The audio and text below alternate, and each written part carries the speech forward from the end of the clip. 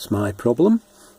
When I saw these on eBay, they looked beautiful, thought how nice, I've got to have one.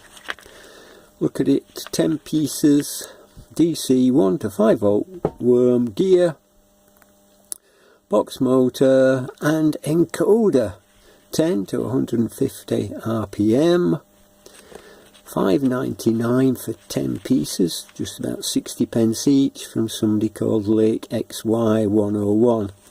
Don't know if I bought from them because these are 2-year-old. When I bought them I didn't really know what to do with them. I thought they were beautiful, but the problem is it's difficult to see how I can actually connect to them. As beautiful as they are, they're presumably designed for a phone or something like that. So what I have is a gear here, hidden here, and then it wanted something else to go onto here, which would then connect.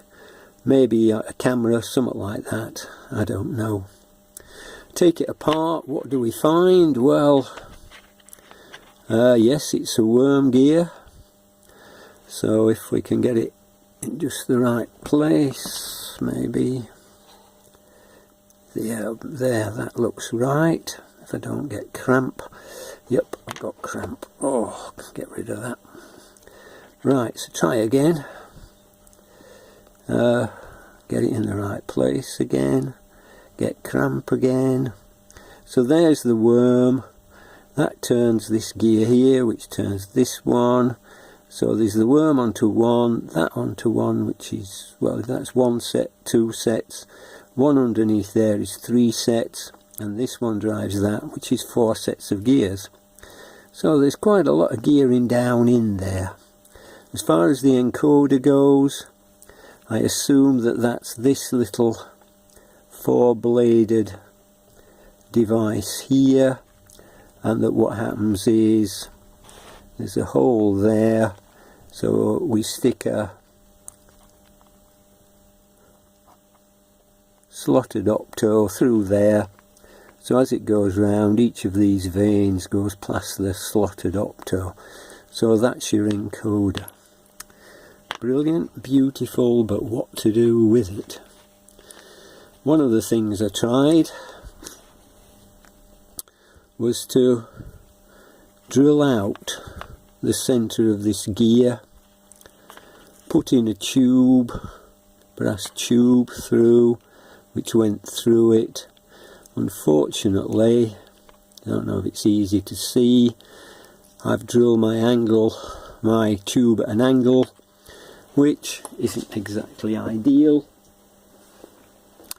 but I found that it does actually work, and it isn't as bad as it looks. It's got a little bit of sideways motion on it, but it's not that bad as I thought it would be. Maybe with a bit of more care I could have made it more of an angle, less of an angle. Yeah, less of an angle if I'd have had more care. The other problem is how to mount it. How do you mount one of these things?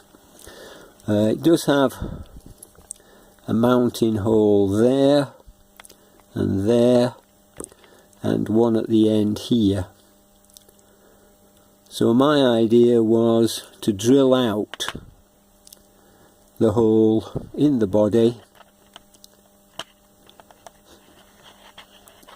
drill that hole out there, and put a tube through it, or in this case a bar, 3mm bar through, and then a bit of two-part epoxy resin, and that then means that the motor can rotate.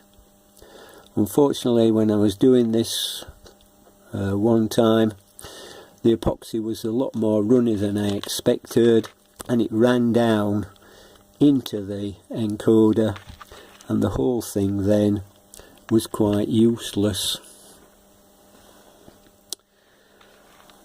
So here's that motor. By the time I'd got cleared away the epoxy, I'd broken away all the surround, but what I did find were two beautiful little screws. So it does mean that if I wanted, I could take the gearbox off altogether, because it comes out and then it has this worm gear on it, and if the worm gear just pulls off, well, it will pull off with the pliers or something like that, then I've got a 1mm diameter shaft motor, which seems quite nice, quite powerful, quite useful. So I got these in 2 years ago, over 2 years ago I think it was now. Played with them, loved playing with them, but didn't know what to do with them. I then came up to my idea of a Lego monorail, trying to drive a small Lego monorail, and these motors then came to mind. So to do that, I had the idea that if I cut off the end so that just this gear wheel poked out of the end, that gear wheel then could push against a tyre and drive the vehicle along. So that's what I did. To start with, I used a couple of fairly large tyres.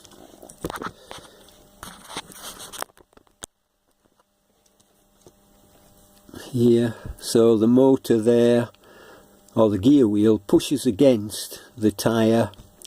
The motor itself then is suspended by a bar through the middle. It pockets it on, carefully done without getting it into the encoder. Then to make it push against the wheel, I just took a trusty paper clip, straightened it out and bent it round a screwdriver, and then put a end on that would push against the motor, so that pushes the motor then against the wheel. So there's my paper clip underneath the motor against the Lego, pushing the motor against the wheel. If I can find a battery, I haven't really gone to town with batteries yet. Don't know if I will. All I've done is very crudely fasten them on with blue tack, check that it will go, and then connect it up to the battery and pop it onto my track. Go the wrong way, of course. Thought so, yep. Turn it round and it goes along the track quite nicely. And I've just put a reversing switch on. Obviously I'd like some better electronics with it, so just move the reversing switch across, and there it trundles backwards and forwards quite nicely. This particular one is a little larger than I would want it to be, because the motor, and it has a wheel. Oh no, the wheel is inside. I wanted it to be 6 studs by 4 studs, but the motor is just a little bit outside that. So I redesigned it using studless Lego. Now I'm not very good with studless Lego. I haven't really used that much, but by using studless Lego I could use a small wheel and then just use 2 other wheels at the back. Same idea with the spring, but I couldn't work out how to hold the motor using Lego, so I just made a couple of loops at the end, put those round the Lego so it's held onto the Lego, holds the motor on, and this then produces a smaller gizmo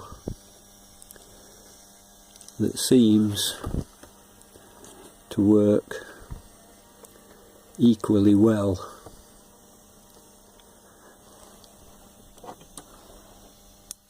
Turn it the other way, it goes backwards. So, quite chuffed with that, really happy that I managed after 2 years to find a use for these motors, and that they actually do work as I would like them to. Where to go from here? Usual, don't really know. Put it away for a few months, maybe a few years. See if I want to progress from there. Lovely. Really enjoyed that project.